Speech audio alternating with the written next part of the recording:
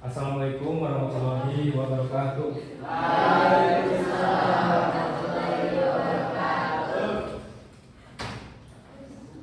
Apa kabar kalian hari ini?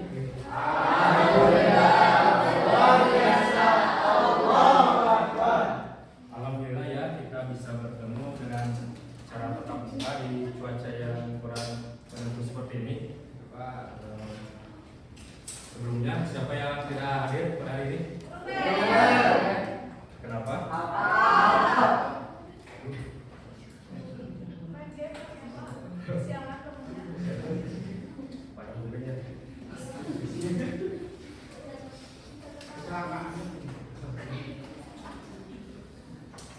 Baik ya, pada hari ini saya ingin menyampaikan materi mengenai kondisi saat ini, yaitu cuaca yang tidak menentu, yaitu pengaruh perubahan iklim global.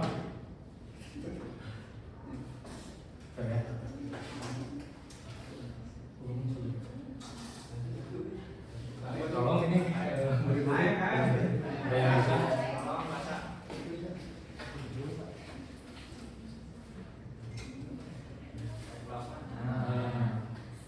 makasih ya Mas.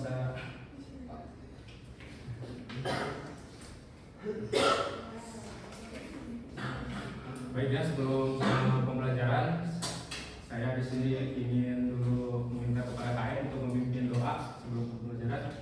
Silakan yang merasa KM di kelas ini. Sebelum belajar, kita berdoa terlebih dahulu dan berdoa dan dimulai.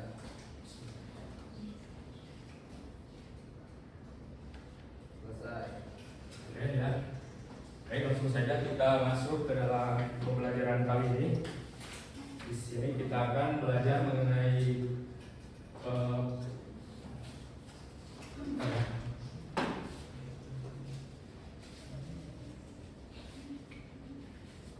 pengaruh perubahan iklim global terhadap wilayah Indonesia.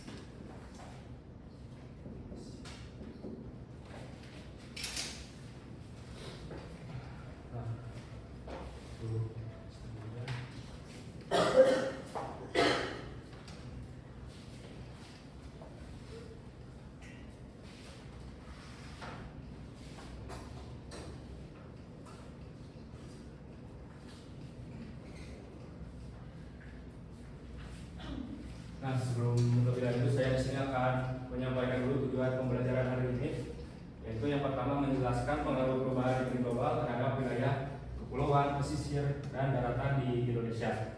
Yang kedua yaitu mengidentifikasi contoh nyata dampak perubahan iklim global di berbagai wilayah Indonesia. Yang ketiga menunjukkan sikap peduli dan tanggung jawab terhadap lingkungan akibat perubahan iklim. Selanjutnya, ada yang tahu nggak perubahan iklim itu apa di sini?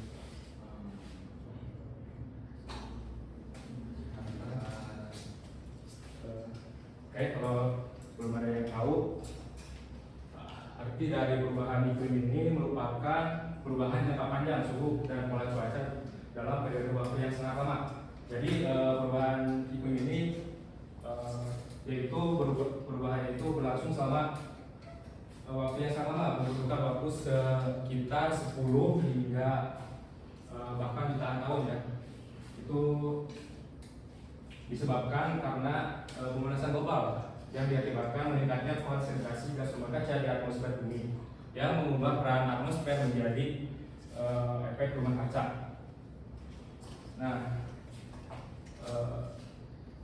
Nah, coba sebutkan ini salah satu dari dampak ini, sob.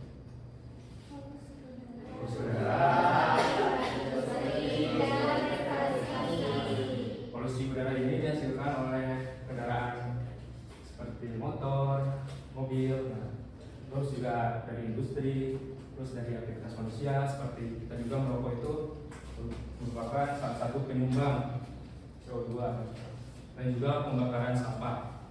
Nah, yang kedua itu limbah industri. Limbah industri ini karena dia itu ada aktivitas yang menghasilkan berbagai zat pencemar ya, dan gas yang menimbulkan efek rumah kaca. Dan ketika itu deforestasi ini adalah penebangan hutan dan kebakaran hutan. Nah, sehingga menyebabkan si hutan ini itu kehilangan fungsinya sebagai penyerap karbon dioksida dan juga melepaskan karbon yang tersimpan di dalamnya. Nah, maksudnya itu melepaskan karbon yang tersimpan di dalamnya itu karena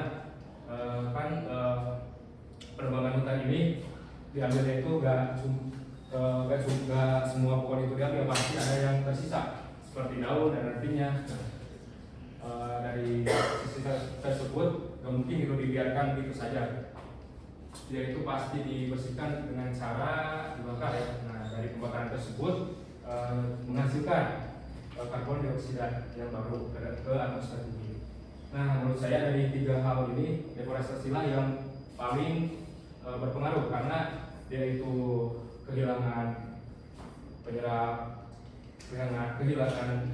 hutan sebagai penyerap karbon dioksida dan juga malah menambah karbon dioksida yang ada di bumi. Nah, selanjutnya kita masuk terhadap dampak kepulauan di wilayah Indonesia. Yang pertama itu kenaikan permukaan air laut yang disebabkan oleh gletser yang ada di kutub utara dan juga kutub selatan itu mencair dikarenakan naiknya suhu permukaan bumi. Dan meteorologi dan klimatologi di Indonesia menunjukkan bahwa kenaikan muka air laut di Indonesia berkisar antara 0 sampai dengan 0,8 sampai hingga 1,22 cm per tahun. Bayangkan saja kalau misalkan 50 tahun ke depan Indonesia mungkin akan kehilangan banyak pulau-pulau kecil ya, seperti di Kepulauan Riau, terus juga di Kepulauan Seribu, dan juga kehilangan sebagian daratannya ya, otomatis daratannya juga akan berkurang.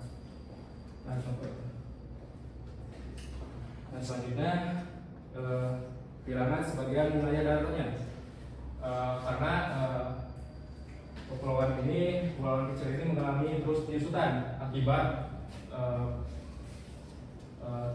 arus laut yang sekarang itu kuat, sehingga garis pantai yang tadinya jauh dari tempat tinggal penduduk sekarang itu jadi semakin dekat dikarenakan mundurnya garis pantai. Terus air laut ini juga bisa merusak air tanah, sehingga sumur yang rusak dan juga warga tidak bisa mengonsumsi air tawar, sehingga menimbulkan yang pulau yang tadinya berpenghuni sekarang tidak berpenghuni. Terus dampak terhadap sosial ekonomi penduduk yang paling terdampak itu adalah penduduk yang tinggal di daerah pesisir yang bermata pencaharian seperti dari sumber pariwisata bahari seperti ya pantai itu, karena dari kenaikan suhu air laut ini otomatis pariwisata tersebut itu tidak bisa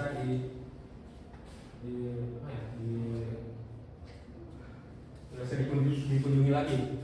Terus juga dari sumber pendapatan perikanan, karena sekarang itu ombak yang ada di lautan itu semakin tinggi dan semakin besar, sehingga nelayan itu sulit untuk melaut ya. Otomatis juga berkurangnya pendapatan masyarakat di wilayah tersebut. Nah, dampaknya sekarang masuk terhadap wilayah pesisir. Nah, dampak yang dirasakan itu adalah abrasi dan erosi pantai, karena ombak laut semakin kuat diakibatkan dari tropis yang menyebabkan abrasi pantai. Setiap tahunnya Indonesia kehilangan ratusan hektar daratan dan pantai, terutama pesisir Jawa seperti Demak dan Pati. Dari Demak ini saya ambil karena dia itu sudah kehilangan sekitar 5% lah dari wilayah aslinya dikarenakan abrasi pantai.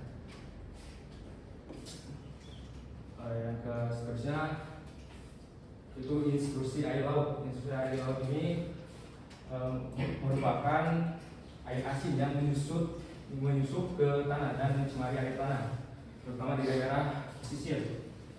Nah, sehingga penduduk tidak bisa mendapatkan air tawar ya untuk dikonsumsi sehari-hari. Yang ketiga, banjirop dan penurunan tanah. Kenaikan air laut menyebabkan banjirop yang rutin terjadi dan terjadinya di saat pasang tinggi, terutama di daerah Jawa seperti di daerah Jawa Utara seperti Jakarta yang mengalami penurunan tanah dan naiknya air laut ke garis pantai.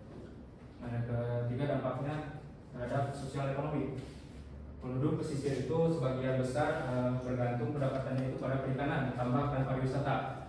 Jika diakibatkan garis pantai yang terus menyusut, otomatis tambak dan juga perikanan yang ada di pesisir itu tidak bisa dilakukan, dan juga pariwisata. Nah, dari abrasi ini juga bisa merusak infrastruktur seperti pelabuhan, jalan, dan pemukiman rusak akibat genangan air asin yang terus menaik.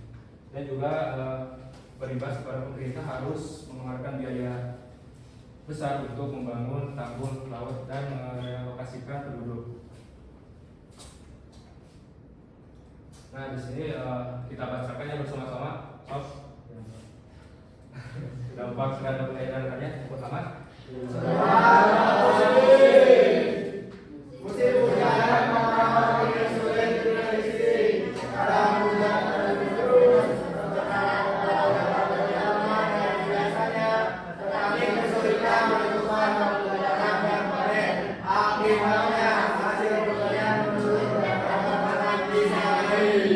Nah, itu ya dampak dari perubahan pola musim ya. Karena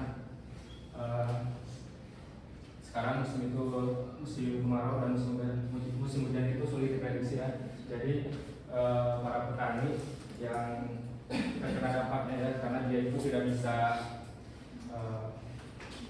menentukan tanam dan juga hasil panen.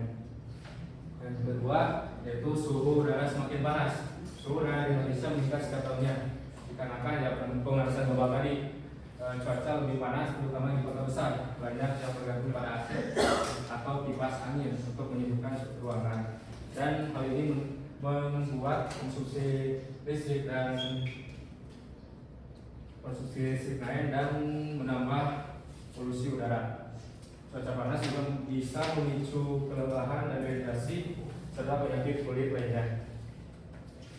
Yang ketiga bisa terdampak yaitu banjir dan tanah longsor. Di sisi lain, curah hujan saat ini tinggi yang menyebabkan longsor di beberapa daerah. Jadi dari curah hujan yang tinggi bisa menyebabkan bencana alam seperti longsor dan banjir. Yang keempat ya, dampaknya masuk ke dampak terhadap kehidupan sosial ekonomi. Yang pertama itu bisa berdampak kepada pertanian dan perikanan. Karena cuaca sekarang ini tidak menentu, hasil panen itu menurun. Terus nelayan juga sulit untuk melaut ya, karena dia itu sekarang gelombangnya itu cukup tinggi dan juga sering ada badai yang terjadi. Yang kedua bisa berdampak kepada kesehatan masyarakat. Perubahan suhu dan curah hujan meningkat, risiko penyakit seperti demam berdarah, malaria dan diare itu sangat tinggi ya. Populasi polusi udara juga dari pembakaran hutan bisa menimbulkan gangguan pernapasan seperti yang punya asma mungkin asmanya menjadi lebih terus rata-rata anak-anak dan lansia menjadi kelompok yang paling rentan terkena dampaknya. Yang ketiga, bisa menimbulkan ketimpangan sosial. Masyarakat yang tinggal di daerah rawan bencana seperti di daerah pesisir atau juga di daerah bantaran sungai yang paling terdampak, banyak mereka kehilangan rumah dan pekerjaan lalu pindah ke kota yang besar. Hal ini bisa membuat kota semakin parah dan memunculkan masalah sosial baru seperti pengangguran dan juga pemukiman kumuh. Oke ya, sekian dari Bapak di sini. Lanjutnya ke sesi kuis ya. Saya akan pilih yang namanya yang disebutkan namanya cepat. Angkat tangan yang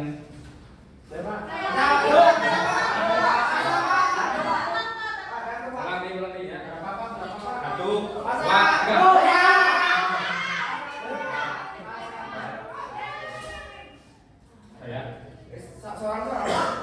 Ya, satu orang satu kuis.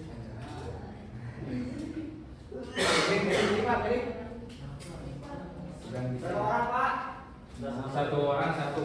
Ya, Ini saya pilih dulu Pak. 5.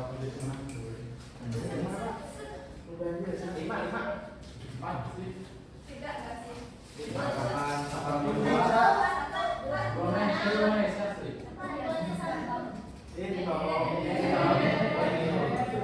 2. Diam.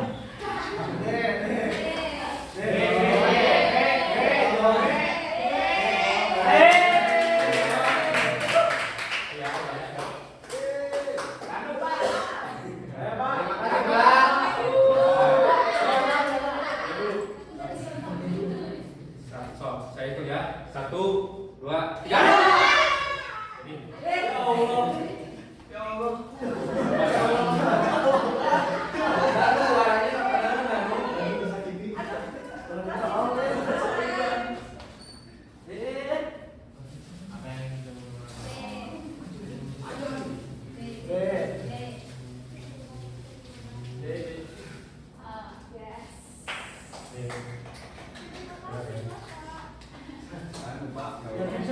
Satu, dua, tiga.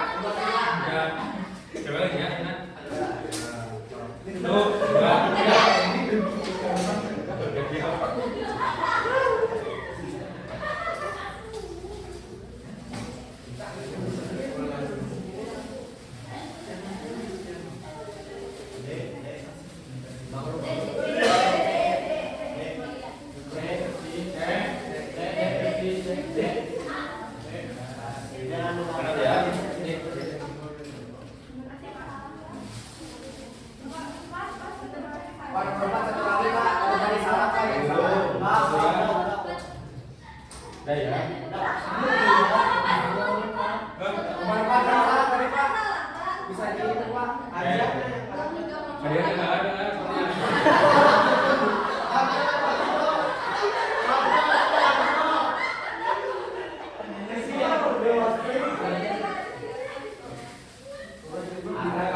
Oke, aku sok ada. Siapa yang nomor 4? Siapa yang duluan? Cung. Sok yang nomor 4. Apa sok?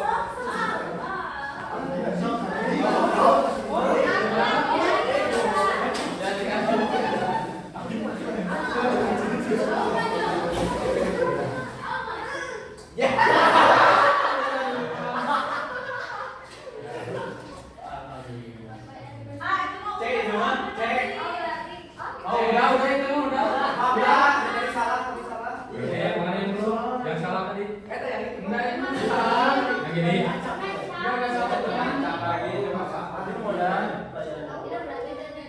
Jawab aja. Ya salah ya.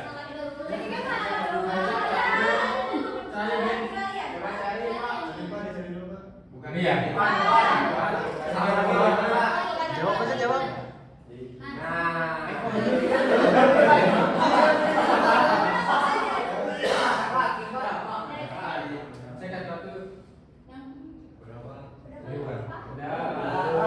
Jawab aja langsung jawab, Pak.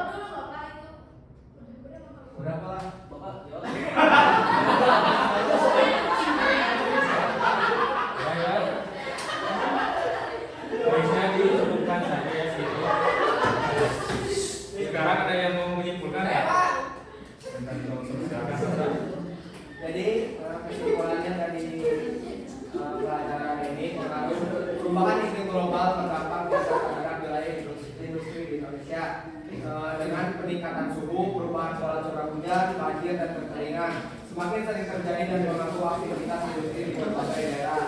Kawasan industri yang berada di pesisir dan juga dapat mengancam dengan menaikkan permukaan air laut dan abrasi pantai yang dapat merusak infrastruktur gudang serta jalur distribusi barang. Ya, betul. Dan saya pertemuan kali ini saya simpulkan ya bahwasanya perubahan iklim ini adalah suatu masalah yang besar yang sedang terjadi dan bisa dirasakan terutama di wilayah Indonesia yang diakibatkan dari aktivitas penebangan hutan, terus juga penggunaan energi secara berlebihan dan pembakaran sampah. Nah, dari tersebut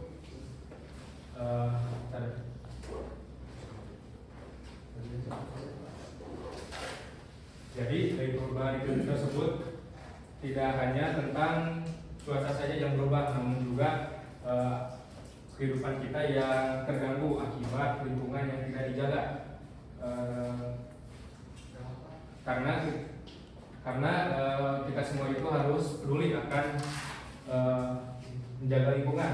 Karena ingatlah bahwa bumi itu cuma satu yang ada di planet, tidak ada bumi yang lain, tidak ada planet yang layak untuk ditinggali seperti bumi.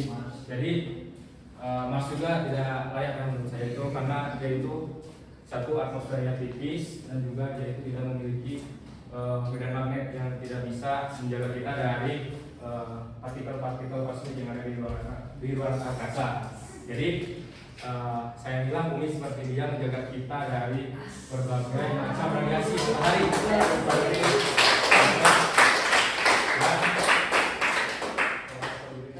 Dan sekianlah dari saya pemaparan Bapak kali ini.